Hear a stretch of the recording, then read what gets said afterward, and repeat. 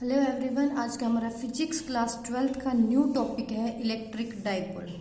हम आज किसके बारे में बात कर रहे हैं? इलेक्ट्रिक डाइपोल के बारे में बात कर रहे हैं। देखिए, डाइपोल मतलब डाई मीन्स टू, ठीक है। पोल मीन्स दो, क्या बना दिए? पोल। पोल इन द सेंस जैसे अर्थ के पोल्स होते हैं, मैग्नेट के पोल होते हैं, ठीक है। तो इस तरह से दो पोल, जहां पे दो पोल बनेंगे किसकी हेल्प से? इलेक्ट्रिक मतलब चार्ज। इलेक्ट्रिक पार्टिकल क्या होता है? चार्ज। चार्ज की हेल्प से हम क्या करेंगे? टू पोल्स क्रिएट करेंगे, तो उसे हम क्या बोलेंगे? Electric dipole. अब हम किस तरह से क्रिएट करते हैं? चार्ज की हेल्प से टू पोल। देखिए, हमारे पास सपोज क्या, एक चार्ज है Q, बहुत स्मॉलेस्ट चार्ज लेते हैं, ठीक है। छोटे से छोटा चार्ज हम यहाँ पे लेके चलते हैं, तो हमने एक चार्ज ले लिया -Q और एक चार्ज था हमारे पास +Q। दोनों चार्जेस को अगर हम क्या करें, कुछ डिस्टेंस से सेपरेट कर दें, ठीक है। कुछ डिस्टेंस से हमने इसको क्या किया? सेपरेट कर दिया, तो इसे हम क्या बोलते हैं? इलेक्ट्रिक डाइपोल, ठीक है। कि चार्ज की हेल्प से दो पोल क्रिएट कर दिया, एक नेगेटिव पोल बन गया, एक पॉजिटिव पोल बन गया, ठीक है। तो पोल क्रिएट कर दिए, और ये जो सेपरेट किया जाता है, इसके जो चार्जेस हैं, ये जो सेपरेट कर दिए हमने, तो अब ये डाइपोल का काम कर रहे हैं। तो इसमें हमेशा याद रखना है कि इलेक्ट्रिक डाइपोल किस तरह से बनता है? टू चार्जेस की हेल्प से बनता है, और दो जो चार्जेस हैं इनकी कंडीशन क्या होनी चाहिए? ये इक्वल वैल्यू के, ठीक है। इक्वल होना चाहिए इनका क्या? मैग्नीट्यूड इक्वल होना चाहिए, बट कैसे होने चाहिए? एक पॉजिटिव होना चाहिए और एक नेगेटिव होना चाहिए, ठीक है। ऑपोजिट नेचर के होने चाहिए। ऑपोजिट नेचर के दो इक्वल मैग्नीट्यूड वाले चार्जेस को जब हम क्या करते हैं? कुछ डिस्टेंस से सेपरेट करते हैं, तो वो क्या बनाते हैं? दो पोल बनाते हैं, जिसे बोलते हैं इलेक्ट्रिक डाइपोल। अब हमने मान लिया ये हमारे पास क्या हो गया? इलेक्ट्रिक डाइपोल हो गया। अब जो इस हमने क्या किया? इनको सेपरेट किया है इस डिस्टेंस से, तो ये जो डिस्टेंस है यहां से यहां तक का, इसे हम क्या बोलते हैं? पोल की length. This is the length of pole, ठीक है। वो डिस्टेंस जिसके थ्रू हमने इन दो चार्जेस को सेपरेट कर दिया, that distance is known as length of dipole. और इस लेंथ को मैं मेजर करूंगी, तो कहां से मेजर करूंगी? इन दो चार्जेस के पॉइंट का जो सेंटर है ना, इस सेंटर से मेजर करना शुरू करूंगी। So this is the centre of the pole, ठीक है। जो बिल्कुल बीच में होगा ना, ये जो टोटल लेंथ है जिसके थ्रू हमने इसको सेपरेट किया है, इसके बिल्कुल सेंटर में जो पॉइंट होएगा, that central point is known as centre of dipole. और इस सेंटर ऑफ डाइपोल से मैं क्या करूंगी? इसकी लेंथ मेजर करना शुरू करूंगी। तो सपोज किया इस सेंटर से ये चार्ज प्रेजेंट है a डिस्टेंस पे, तो इस सेंटर से ये चार्ज भी कितने डिस्टेंस पे होगा? a डिस्टेंस पे ही होगा, क्योंकि इक्वल होता है ना, डिस्टेंस इक्वल होता है, तभी हम इसको क्या बोल रहे हैं? सेंटर बोल रहे हैं। तो टोटल क्या हो गया? डाइपोल की लेंथ कितनी होगी टोटल? सेंटर से ये a डिस्टेंस पे, ये भी a डिस्टेंस पे, तो a प्लस a कितना हो गया? 2a।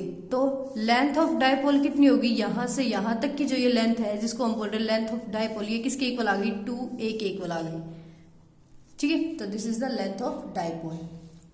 अब कुछ आपने इलेक्ट्रिक डाइपोल की कंडीशन याद रखनी है। कंडीशन देखिए क्या होगी इसकी। सबसे पहली चीज, जब हम बात करते हैं इलेक्ट्रिक फील्ड की, ठीक है, तो डाइपोल का इलेक्ट्रिक फील्ड क्या नहीं होता है?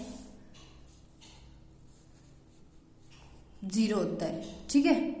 0 नहीं होता है, ये चीज याद रखना। क्यों कह रहे हैं हम कि जो इलेक्ट्रिक फील्ड है डाइपोल का वो 0 नहीं है? क्योंकि देखिए, अगर मैं टोटल चार्ज निकालू इस डाइपोल का, तो चार्ज क्या होता है? प्रॉपर्टी ऑफ एडिटिविटी क्या कहती है? जितने भी चार्जेस हैं उन सबका सम होगा।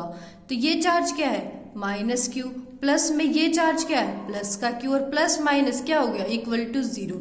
तो नेट चार्ज की जब हम बात कर रहे हैं, जिसको हम बोल रहे हैं टोटल चार्ज, ठीक है, नेट चार्ज या ये जो टोटल चार्ज है डाइपोल का, ये तो है 0। लेकिन अगर टोटल चार्ज 0 है ना, तो इट डजंट मीन कि इलेक्ट्रिक डाइपोल का फील्ड नहीं होगा। इसका फील्ड होगा। इसका फील्ड 0 नहीं कह सकते हम कभी भी। इसके पास फील्ड होगा इस चार्ज के थ्रू भी, और इसके पास फील्ड होगा इस चार्ज के थ्रू भी। लेकिन टोटल डाइपोल का अगर चार्ज पूछे, तो टोटल जो डाइपोल का चार्ज है वो क्या हो जाएगा? 0, क्योंकि ये माइनस है, ये प्लस है, दोनों इक्वल मैग्नीट्यूड के, तो क्या हो गए? Cancel out, and equal to भैया बचा 0, ठीक है। ये दो कंडीशन आपने क्या रखनी है? डाइपोल की याद रखनी, कि नेट चार्ज 0 होता है, लेकिन इलेक्ट्रिक फील्ड 0 नहीं होता है। अब बात करते हैं इस डाइपोल की स्ट्रेंथ की। तो डाइपोल की स्ट्रेंथ को हम किससे मेजर करते हैं? In form of the dipole moment. ठीक है। डायपोल मोमेंट की फॉर्म में हम किस चीज को मेजर कर रहे हैं, स्ट्रेंथ को मेजर कर रहे हैं, किसकी, इलेक्ट्रिक डायपोल की, इलेक्ट्रिक डायपोल की स्ट्रेंथ को मेजर कर रहे हैं। तो अब इलेक्ट्रिक डायपोल की जो स्ट्रेंथ है वो किसके इक्वल होती है, इसको हम डिनोट करते हैं P से, and this is a vector quantity, ये याद रखना है, इसकी एक पर्टिकुलर डायरेक्शन होती है। तो P से हमने इसको डिनोट किया और ये एक वेक्टर क्वांटिटी, तो दैट ऑलवेज इक्वल टू, ये किसके इक्वल होती है, अगर डेफिनेशन बनाए तो पहले हम फॉर्मूले से बनाएंगे। कोई भी एक चार्ज, ये चार्ज लें या ये चार्ज, हमें सिर्फ मैग्नीट्यूड से मतलब है, डायरेक्शन से नहीं। तो चार्ज की वैल्यू क्या है, Q है, ठीक है। नेगेटिव पॉजिटिव साइन शो कर रहा है कि वो लाइक नहीं है, अनलाइक है, मतलब अलग अलग नेचर के हैं, ठीक है। तो जो चार्ज है, एक किसी भी एक चार्ज का मैग्नीट्यूड इनटू इनके बीच का जो डिस्टेंस है, डिस्टेंस कितना था इनके बीच का, 2a, जिसको हम बोल रहे थे length of pole, length of dipole, ठीक है। Not only pole, length of dipole, dipole की जिसको लेंथ बोला हमने, दैट इज 2a। ये क्या निकल गया हमारे पास, डायपोल मोमेंट। तो डायपोल मोमेंट किसके इक्वल होती है, कोई भी एक चार्ज इनटू या मल्टीप्लाई किसके साथ, लेंथ ऑफ द डायपोल के साथ इसकी मल्टीप्लाई कर दे। तो यहां से डेफिनेशन अगर हम निकालना चाहिए तो डेफिनेशन क्या बन रही है, नॉर्मली आप ये भी लिख सकते हो, तो dipole movement is use to measure the strength of the electric dipole, लेकिन एक प्रॉपर डेफिनेशन भी अगर हम बनाना चाहें तो यहां से बना सकते हैं ना। तो डायपोल के मूवमेंट क्या थी, P थी, that is equal to Q into 2a। तो यहाँ पे हम क्या लिखेंगे, it is the product of, ये क्या है, प्रोडक्ट है किस चीज का, ऑफ ए चार्ज, एक चार्ज ऑफ डायपोल, सिर्फ एक चार्ज है जो डायपोल का, चाहे हम पॉजिटिव लें चाहे नेगेटिव, ठीक है, उस चार्ज का मैग्नीट्यूड इनटू, एंड दूसरी क्या चीज है, प्रोडक्ट किस किस के बीच में है, डायपोल का एक चार्ज के बीच में, and this is the length of dipole, and the length of dipole, ठीक है। चार्ज और डायपोल की लेंथ का जो प्रोडक्ट आएगा, that product is known as dipole moment. अब यूनिट की बात करते हैं, तो यूनिट क्या होगी इस डायपोल मोमेंट की, ठीक है। यूनिट क्या होगी हमारे पास, देखिए है क्या, चार्ज इनटू में लेंथ, क्या थी ये, लेंथ थी, चार्ज की यूनिट क्या होती है, कूलम्स होती है, लेंथ चाहे कोई भी हो, यूनिट क्या रहती है, मीटर, तो कूलम मीटर, ये क्या आ गई, unit of electric dipole moment, ठीक है।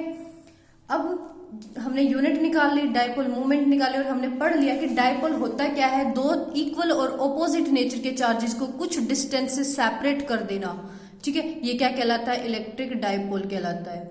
अब आइडियल डायपोल की जब हम बात करते हैं, जिसको बोलते हैं एक आइडियल डायपोल, जब बात आती है ना आइडियल वर्ड की, आइडियल का मतलब क्या होता है, नो लॉस, ठीक है, मतलब जहां पे जो कंडीशन होती है ना वो कंडीशन फुलफिल हो जाए, एक्सटर्नल कोई इफेक्ट नहीं है, कोई एक्सटर्नल इफेक्ट नहीं है, एयर का न प्रेशर का, ठीक है, एक्सटर्नल सारे इफेक्ट क्या है, इक्वल टू 0 है, कोई एक्सटर्नल फोर्स इसके ऊपर नहीं लगा हुआ है। तो उस केस में जो आइडियल डायपोल हम बनाते हैं, लेकिन ऐसा होता तो नहीं है ना, इन्वायरमेंट में तो एयर भी है, एयर का प्रेशर भी एक्सर्ट होगा, ठीक है, अदर फैक्टर्स भी इन्वॉल्व होते हैं, उनका भी इफेक्ट आएगा। तो उस केस में हम क्या करते हैं, बिल्कुल पॉइंट साइज के क्या लेते हैं, चार्ज, पॉइंट साइज के चार्ज लेते हैं, ठीक है। जितने छोटे से छोटा हम चार्ज लेंगे उतना ही हमारा आइडियल डायपोल बनेगा, ये कंडीशन है, याद रखना। आइडियल डायपोल बनाने की कंडीशन क्या है कि जो चार्ज है उसको हम क्या करेंगे, छोटे से छोटा लेंगे, बिल्कुल पॉइंट इन साइज लेके चलेंगे, तो वो क्या कहलाएगा, आइडियल डायपोल बन जाएगा। इसलिए छोटे से छोटे चार्ज लेने की वजह से डायपोल बन रहा है ना आइडियल डायपोल, इसलिए इसको क्या बोल सकते हैं, दूसरा नाम पॉइंट डायपोल, इसका दूसरा नाम क्या हो सकता है, पॉइंट डायपोल, क्योंकि छोटे से छोटा चार्ज लेके हम क्या कर रहे हैं, आइडियल डायपोल बना रहे हैं।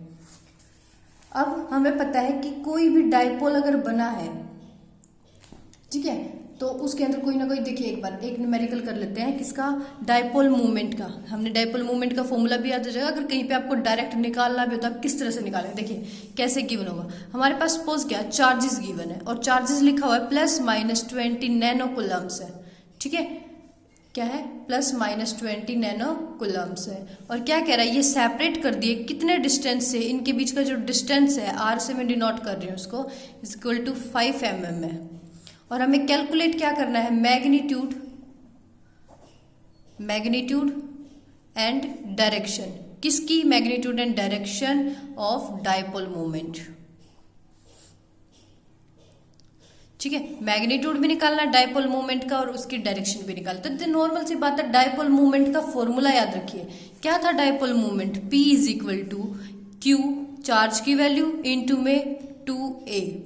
ठीक है, अब प्लस माइनस 20 नैनोकूलम्स क्या कह रहा है कि डायपोल के अंदर एक तो चार्ज है प्लस का 20 नैनोकूलम्स और दूसरा चार्ज है माइनस का 20 नैनोकूलम्स। ठीक है, और इस तरह से ये क्या बना हुआ है? डायपोल बना हुआ है और ये इसकी होगी डिस्टेंस 2 है। कितने डिस्टेंस से सेपरेट है दोनों? 5 mm से। हम क्या करेंगे? सेम सिस्टम में, एक ही सिस्टम में लेके जाते हैं। ऐसा सिस्टम में इसको कन्वर्ट करूंगी मैं, मीटर में लेके जाऊं इसको, तो 5 मिलीमीटर किसके इक्वल होता है? 5 डिवाइड बाई 1000।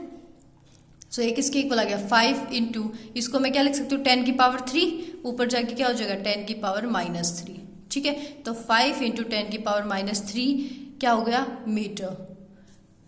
क्योंकि हमें पता है 1 मीटर किसके इक्वल होता है? 1000 मिलीमीटर के इक्वल होता है। ठीक है, यहां से मैंने इसको कन्वर्ट कर दिया है। ये हो गया हमारा। फिर देखते हैं हम चार्ज। हमें और क्या चाहिए इस फॉर्मूले के लिए? चार्ज। चार्ज क्या? नैनोकूलम्स में है। हमें एक ही चार्ज की वैल्यू चाहिए, ये चाहे प्लस वाला हो चाहे माइनस वाला, हमें सिर्फ मैग्नीट्यूड से मतलब है। ठीक है, तो नैनोकूलम्स में क्या होता है? नैनो इन द सेंस 10 की पावर माइनस 9। देखो यहां से क्या रहा था? नैनो, नैनो, एन से नैनो, एन से 9। ठीक है, तो नैनो में क्या हो गया? 10 की पावर माइनस 9 कूलम्स होते हैं। तो इसको मैं कूलम्स में कन्वर्ट करूंगी तो 20 इंटू 10 की पावर माइनस 9 कूलम्स बन जाएगा। ठीक है, तो 20 इंटू 10 की पावर माइनस 9 कूलम्स क्या हो गया? हमारा चार्ज हो गया। इस फॉर्मूले में अगर हम पुट करते हैं तो P is equal to dipole moment is equal to charge हो गया 20 इंटू 10 की power minus 9 coulombs into distance कितना था जो मीटर में कन्वर्ट कर दिया था, तो 5 इंटू 10 की पावर माइनस 3। ठीक है, इसको अगर हम सिंप्लीफाई करते हैं तो देखिए इस मैग्नीट्यूड को इसके साथ करेंगे, पावर वाले को पावर वाले के साथ सोल्व करेंगे, तो 20 इंटू 3 कितना हो गया? 100। ठीक है, 20 इंटू 3 कितना हो गया? 20 इंटू 5 सॉरी 20 इंटू 5 कितना हो गया हमारे पास? 100 हो गया। और ये 10 की पावर माइनस 9, ये 10 की power minus 3। Base same, multiply के केस में पावर क्या होती है? ऐड होती है। तो 10 माइनस 9 प्लस इंटू माइनस 3 लिखेंगे तो प्लस माइनस क्या बन गया? माइनस बन गया, तो माइनस 3 हो गया। 10 की पावर कितनी हो गई? 9 एंड 3 माइनस 12। ठीक है, ये आ गया 10 की पावर माइनस 12। अब हमें क्या पता? 100 को मैं क्या लिख सकती हूँ? 100 को क्या लिख सकती हूँ? 10 की पावर 2 लिख सकती हूँ ना।